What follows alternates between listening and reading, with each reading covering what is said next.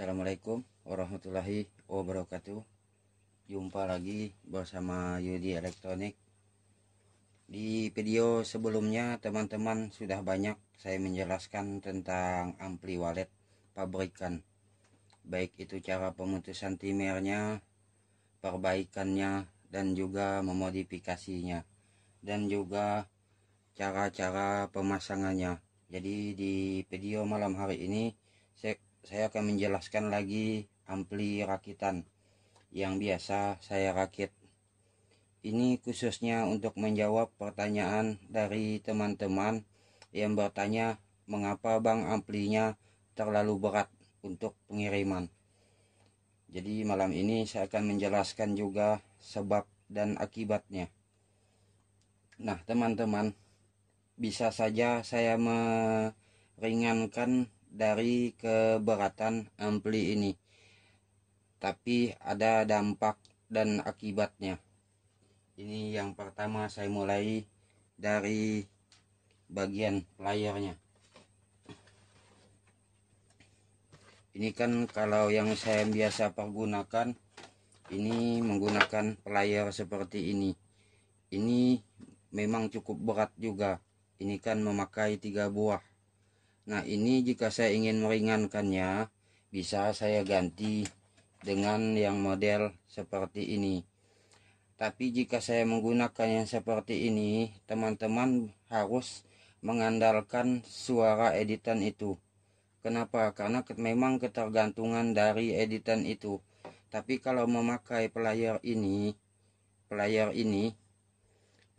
di IC-nya itu memang udah ada karakter suara walet, karena memang dikhususkan untuk ampli walet untuk player ini. Nah jadi bisa diringankan dengan yang ini, tapi saya memikirkan juga resikonya buat teman-teman, dan juga kan saya sudah menjelaskan di video sebelumnya tentang masalah player ini. Ini kan kalau akinya sudah drop, ini terkadang mengecil sendiri suaranya. Jadi kalau kita itu apabila aki drop, kita harus datang lagi ke bangunan untuk mencabut flash disk itu dan dicucukkan kembali. Dan di sini kita tekan lama untuk menyaringkan suaranya kembali. Makanya saya memilih ke yang ini. Nah ini untuk player. Dan juga ini teman-teman, setiap saya memasang player ini ke sini, ini saya selalu membuka penutupnya ini.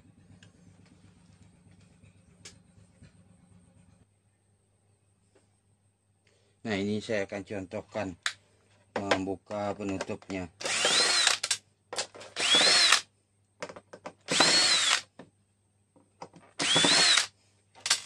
Begini teman-teman. Jadi di player ini tidak langsung dipasang, jadi harus di modif lagi. Nah seperti ini. Kalau tertutup seperti ini, jadi untuk AC di bagian player ini mudah panas karena tertutupi ini. Makanya saya lepas seperti ini. Jadi dengan begitu nantinya hawa dari kipas angin itu akan terkena ke sini juga untuk mengawetkan player kita ini. Karena kan untuk ampli walet ini kita pakai bukan cuma sehari. Kalau belum rusak itu belum kita ganti. Dan juga teman-teman,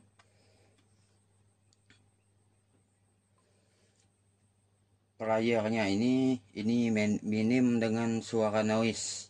Jadi tidak ada suara yang seperti suara motor itu. Ini memang bagus untuk suara noise. Apa tidak ada noise-nya. Nah inilah alasan kenapa ini sudah cukup berat. Terus yang kedua teman-teman, lagi untuk ini headsinnya ini kan kalau yang asalnya, nah untuk kepingannya seperti ini. seperti ini kepingannya. Ini memang sudah ada headsinnya. Ini bisa saja teman-teman saya tempelkan ke bodi ini, jadi agar panasnya itu mudah menyebar. Nah, tapi dengan begitu teman-teman, panasnya itu langsung menyebar ke bodi. Jadi sehingga ada sebagian teman-teman beranggapan, Bang, kenapa amplinya terlalu cepat panas? Ada juga yang seperti itu. Makanya di ampli ini saya tambahkan headsin lagi seperti ini teman-teman. Nah, ini cukup berat juga. Nah, seperti ini. Agar panasnya ini mudah menyebar ke headsin ini. Setelah ini melebihi panasnya, baru menyebar ke bodi ini. Jadi ini cukup berat juga teman-teman untuk headsin ini, agar nantinya dengan seperti ini kualitas suaranya tidak melemah. Terus apalagi untuk bodinya ini kan menggunakan besi. Bisa saja ini saya ringankan, jadi bodinya ini kan diganti dengan yang plastik. Tapi kan untuk panasnya, apabila headsin ini sudah berlebihan panas, maka dia akan mudah merusak. Tapi kan kalau besi seperti ini, jadi panasnya itu menyebar ke bodi ini lagi selain dari headsin tadi. Terus apalagi yang membuat dia berat? Untuk trafo. Ini trafo ini kan teman-teman menggunakan 10 ampere. Untuk trafo ini bisa saja saya kecilkan dipakai yang 5 ampere atau yang 3 ampere. Malah itu teman-teman saya lebih untung. Tapi dengan peralatan yang banyak seperti ini, disuplai oleh trafo yang kecil ampernya, maka tenaganya akan jadi lemah. Nantinya sama juga teman-teman mempergunakan ampli yang kecil, bodinya saja yang besar. Makanya ini saya pergunakan dengan besar. Walaupun memang untuk ampli walet ini hanya tweeter saja yang kita pergunakan, tapi kita memakainya ini tidak cuma sehari. Itu kalau belum rusak, belum kita ganti. Jadi ampernya tadi dengan amper yang besar, untuk trafo ini tidak mudah panas. Nah, dan ini saya membedakan. Untuk ini untuk pengecasan akinya. Jadi begini, pada saat listrik hidup, ini disuplai oleh trafo ini langsung melewati ke kit driver ini. Untuk inverternya dia tidak bekerja. Apabila listrik mati, maka inverter inilah yang akan menghidupkan, menyuplai ke seluruh driver ini. Jadi jangan teman-teman beranggap bahwa trafo yang besar itu akan menguras aki. Trafo ini teman-teman fungsinya hanya untuk menyuplai listrik saja. Dia tidak melewati aki. Jadi aki tidak melewati ke trafo ini.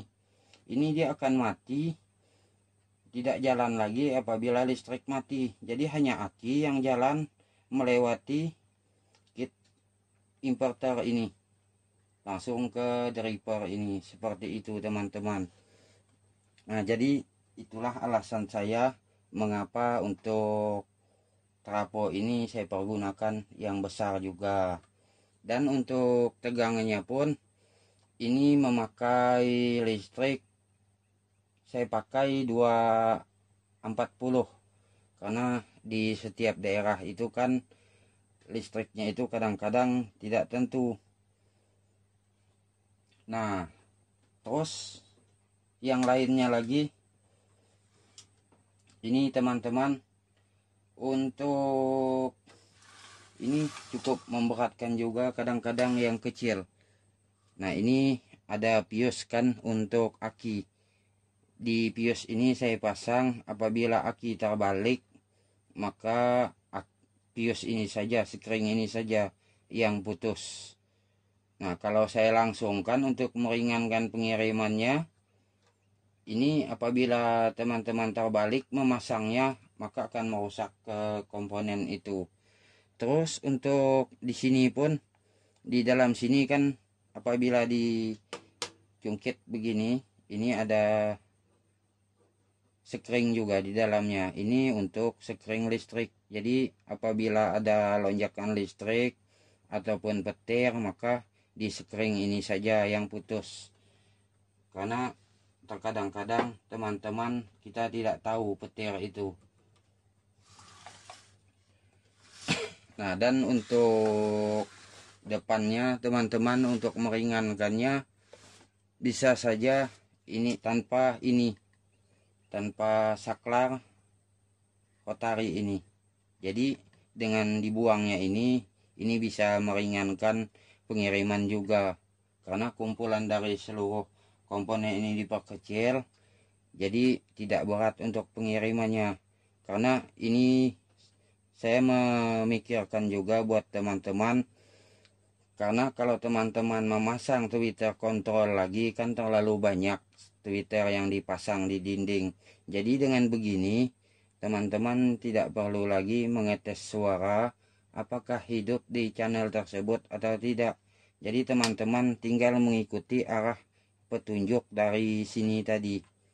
Misalkan lantai 1 atau lantai 2, teman-teman tinggal putar di sini saja. Karena di dalam sini sudah saya pasangkan Twitternya.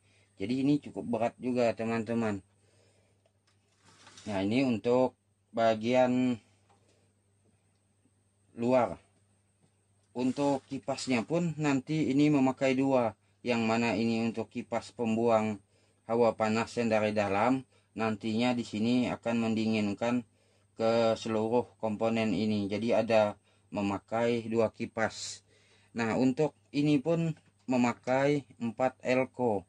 Ini bisa saja teman-teman tidak usah kita pakai elko ini, bisa juga memakai elko yang ini.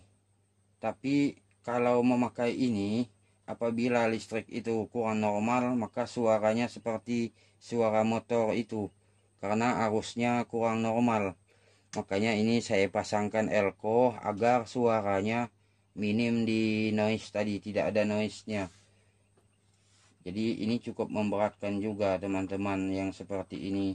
Nah, seperti yang teman-teman lihat sendiri juga, di sini kan ada memakai 2 timer.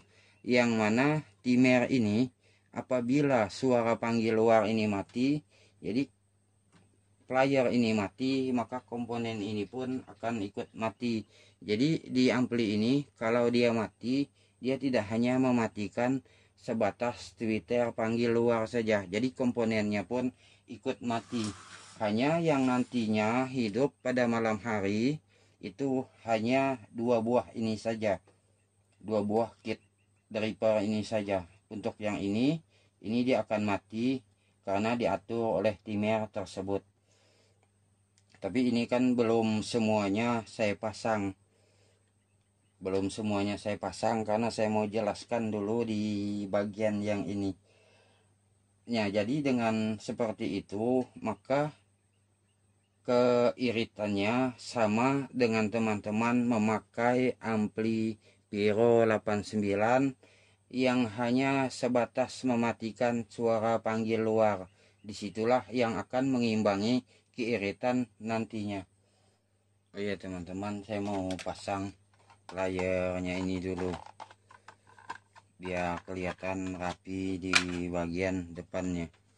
Ini jika player ini rusak teman-teman tinggal melepasnya saja, karena untuk bagian pengkabelannya tinggal mencolokkan seperti ini saja. Ini sudah jadi. Nah, seperti ini teman-teman, sudah jadi.